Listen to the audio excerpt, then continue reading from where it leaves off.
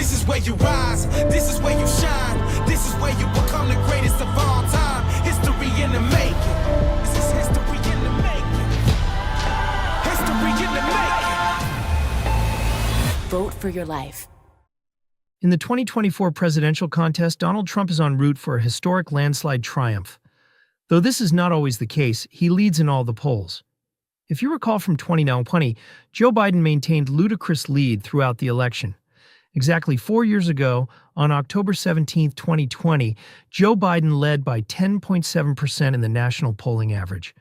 By just 4.5, he finally won the popular vote, meaning that polling exaggerated support for Democrats by an amazing 6.2 percentage point margin.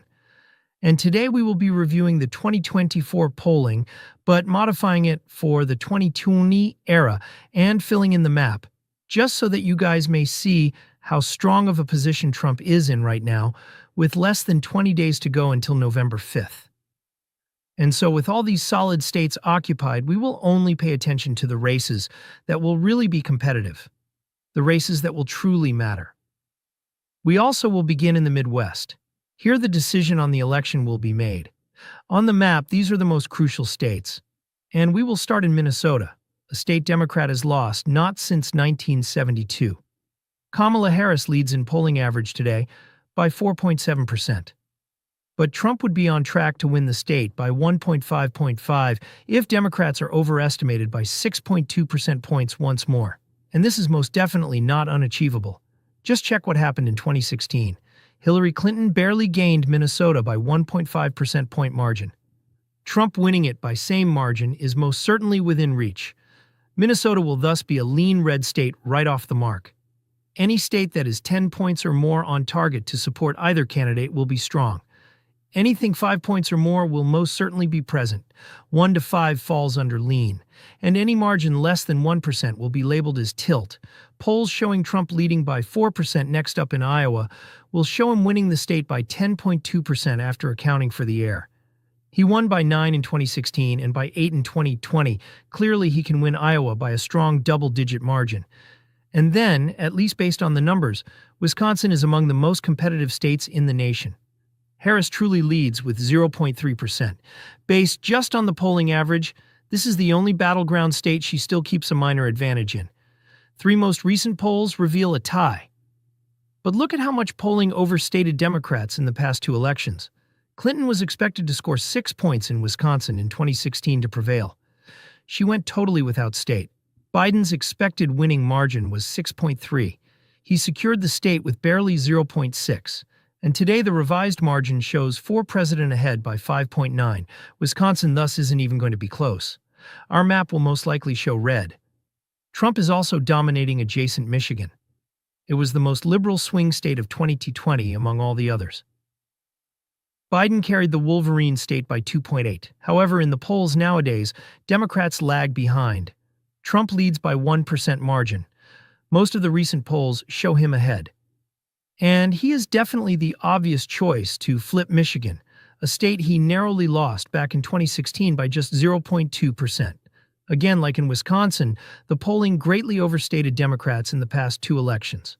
Based on the pure statistics, Clinton was expected to win in 2016 by 11.4%. She hardly even took home the state. Biden also underperformed greatly. And thus the modified margin for 2024 shows Trump leading with 7.2, additionally likely to be Republican as Michigan. Trump then turned in Ohio, the Buckeye state, 2016. Red has been scarlet ever since. This time around he's going to win it by a double-digit margin. In polls, he already leads by 7.4%. Making adjustments for the 2020 air, Trump is likely to carry the state by 13.6. For the first time in almost 30 years, Buckeye State will be solid red. And then now to complete the Rust Belt in the Keystone State of Pennsylvania, Trump leads by 0.3% in the polling average. He rules already. In most polls, he leads by an astounding margin. Of the 3 foreign blue wall states of Wisconsin, Michigan, and Pennsylvania, this most certainly leans right. Trump is carrying Pennsylvania by 6.5% in modifying for the 2020 air. And Democrats have been greatly overestimated here, same as in their 2 neighbors. In 2016, Hillary Clinton was expected to win the state by 7%. She also failed even once more. Thus, for the former president, the polls displaying a tie right now between Harris and Trump show rather positive signals. His polling averages are not showing blowouts for the first time. Still, every single time he performs rather brilliantly, given the polls showing him going down in the landslide to Hillary Clinton. He actually won the election in 2016. Biden barely won the election. Then in 2020, he was expected to triumph by an even more pronounced landslide. It was Georgia, Wisconsin, and Arizona. Should Biden lose these three states, which all accounted for less than 0.7%, he would have lost the whole election. And today, Trump is in a lot better shape. Pennsylvania, like Wisconsin and Michigan, is probably going to be red.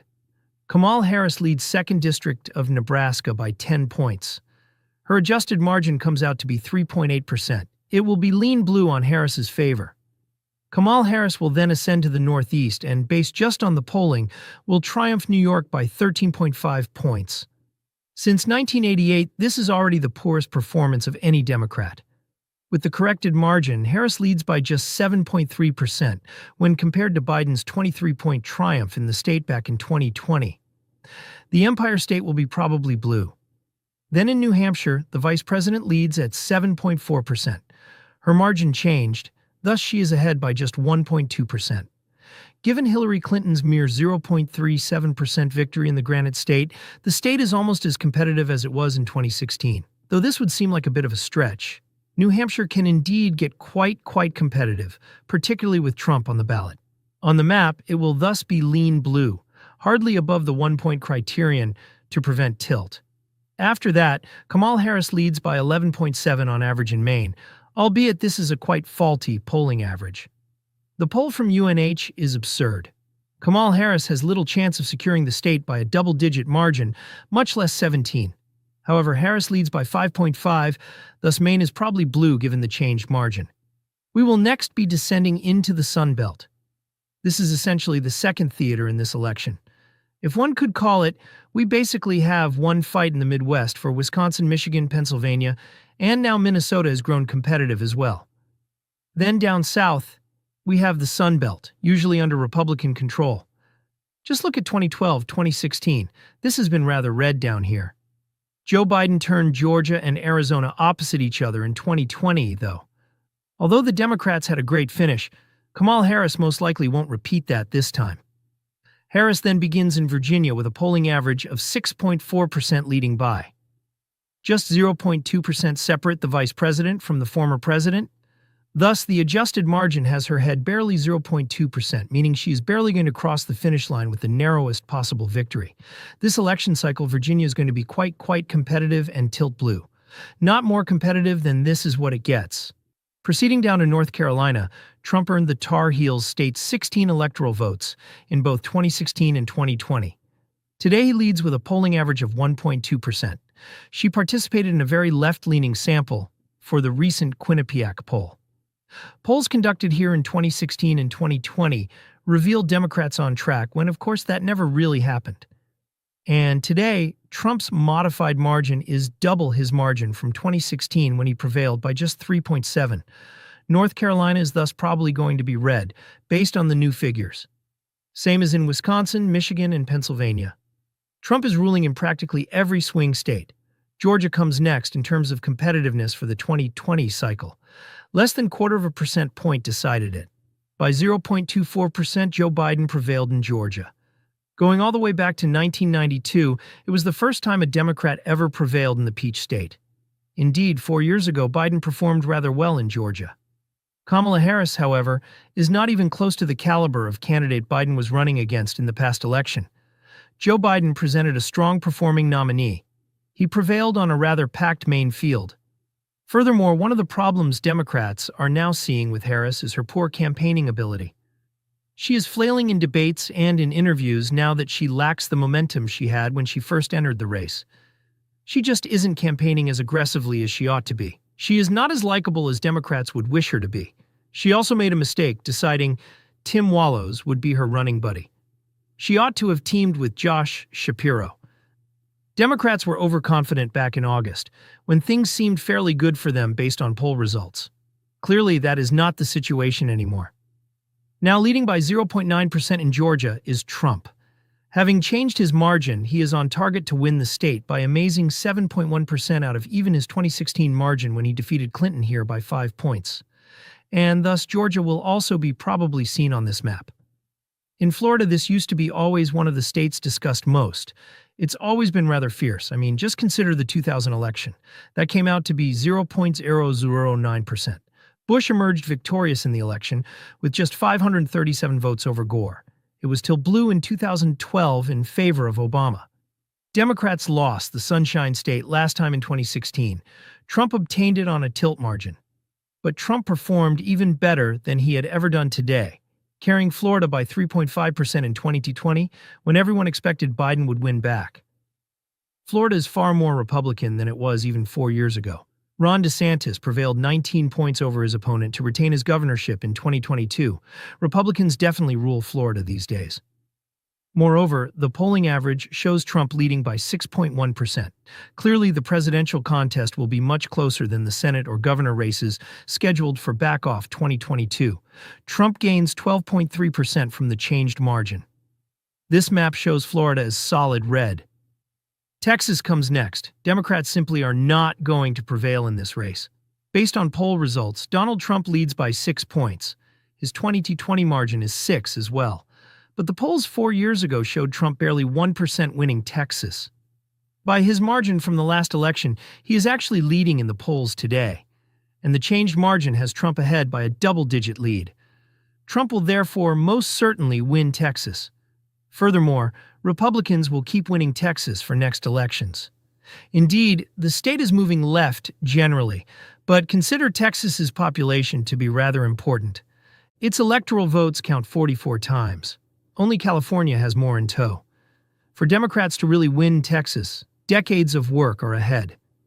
And by then, the Midwest will be consistently red and hand Republicans even more electoral votes. Texas will thus be solid red today based on the adjusted margin. Proceeding westward to Colorado and New Mexico, we have 2 races from which Joe Biden easily scored double-digit margins in the previous election. Colorado, he prevailed by 14 points. New Mexico, 11. These 2 races are fiercely competitive today. The revised margin in Colorado is Harris leading by just 4.8%. In most competitive, it has been since the early 2000s. It will be a lean blue state. Kamala Harris then averages 8 points lead in New Mexico. With the modified margin, though, she is just 1.8% ahead. New Mexico will also be lean blue, hardly missing completely to be a tilt state. Virginia is about to be near. Colorado, New Mexico won't be far behind it. Then in Arizona, we have another state Biden won from the past election. It was fiercely competitive, much as Georgia is. Actually, on the whole map, it was the second closest state. Democrats hadn't won Arizona since 1996 until now.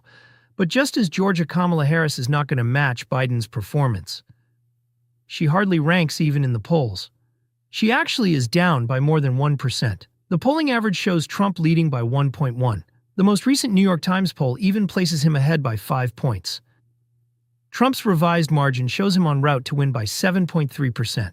Based on our margins, Arizona is definitely going to be a red state, and most certainly Republican. Finally, though not leastly, we have Nevada. It won't decide the election unilaterally either. Though it's a swing state, it only boasts 6 electoral votes. There is no reasonable situation whereby either Harris or Trump could win the election by depending on Nevada. But a triumph for Trump in the Silver State would be a major symbolic one, akin to Minnesota's.